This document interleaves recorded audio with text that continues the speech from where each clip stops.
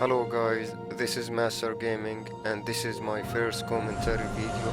Today I'm gonna be showing you a beginner guide in Disney Mirroverse. I hope you like it. Subscribe to the channel and like the video. It would help my channel to grow on YouTube. Thank you, and let's get to the video. So I'm gonna be sharing with you some tips about Disney Mirrorverse and what you should avoid when you're playing this game, or mistakes you should avoid as a new player. I'm gonna go with you through some tips. So first, when you start the game, you basically gonna start with around 12 energy. You're gonna start the first mission with one guardian, and then you'll get a crystal which will give you another guardian. I'm gonna be talking about the best way to progress in the game, in the story mode, also in events where you can play different modes, which is basically normal, hard, expert and master. It was just added in new. I'm also gonna recommend some top tier guardians for you too. That would be in another video. I'm gonna be making my own top tier list later on based on my experience in the game. So basically for now, what you need to focus on is making a team. You need a 4 guardians.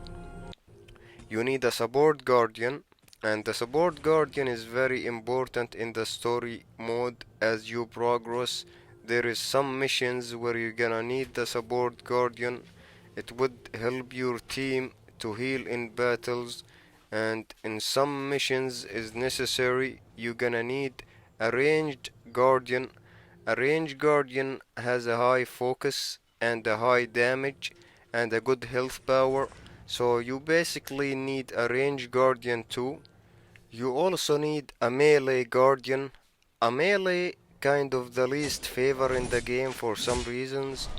A melee guardian is very strong. It has very high attack power, but it's very low on health power, and most of the time you play with a melee guardian, you have to play with him manual because you lose him very quick if you don't avoid the damage, but is necessary because melee against alpha is very effective, and you need a tank guardian too. The tank guardian has a high defense, and it would also help your team to have defense too.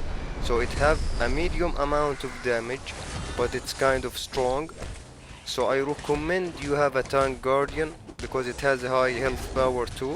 And my advice to you, don't rank up your guardians too quick since you don't have a lot of energy. Once you get a 4-star guardian, that's the guardian you wanna be focusing on, because when you start playing the game, as you progress through, a 4-star would help you achieve more in the story mode, even in events. So when you get a 4-star or a 5-star guardian, they would help you in the game to progress ranking up. So you basically need a very strong team to focus on, because the team would help you play events in hard and expert mode, which will give more rewards. And avoid upgrading all the guardians. Many players focus when they start on the total power. It will not help at the beginning because you have low energy, so your resources are limited and it won't help you to progress. Just to upgrade every guardian won't help. Your main focus should be at one team at first, a team of 4 guardians. This way you get better rewards and you progress faster, and also you'll get more energy as you level up. Then it will become easier to you to upgrade your other guardians or your favorite guardians.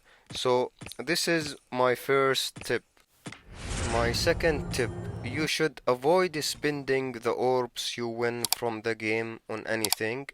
And I used to do that when I started the game, and I was wrong because I didn't know a lot. So, like, don't buy crystals, it's useless. Even with the offers where you get like with 800 or 1200, you could get 3 or 80 crystals.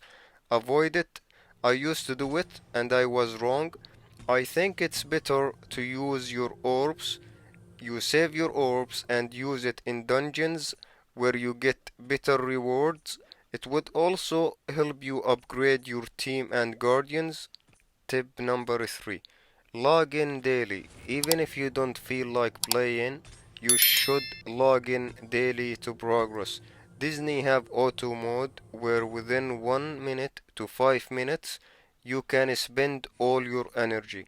And I recommend you spend that in events, in auto reply or supply runs, whichever is better for you, because you gonna need the resources throughout the game.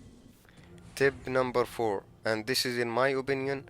I know a lot of people would disagree or might disagree with this, but you should avoid towers at the beginning of the game.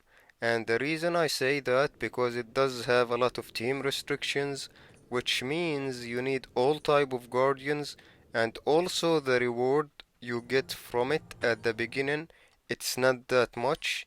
You can get the same or better rewards from events and supply runs, so keep your focus away from towers as you starting the game. Towers would be useful once you reach a high level and you are able to reach floor 20 to 30. Tip number 5. Be active in dungeons, it's very important. The rewards you get from dungeons is very helpful, whether it's books, relics, motes, shards, or gold, you gonna need it. And there is one event we used to get crystals and a 5-star crystal once we reach 25 or 26, but it's been a couple of months, they don't have the event anymore, I guess, but the other ones would also help you to progress too. I hope in this video I shared some valuable information with you guys. These tips would help you complete the story mode since this game is not pay to win, so it's optional.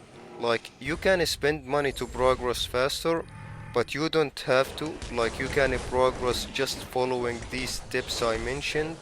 And the last but not least, tip number 6.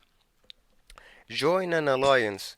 When you play the game, joining an alliance would give you more rewards, and also you get some information from people who have experience in the game. And make sure you join an active alliance. Don't join an alliance that's dead with activity. Just join an alliance that is very active. This way you get more rewards. It could be useful in the shop. I spend mine most of the time on shards, and you gonna need that to rank up your guardians too. I hope you like the video so it would reach more people, and I hope you subscribe to the channel. It would help me grow on YouTube. Thank you and peace.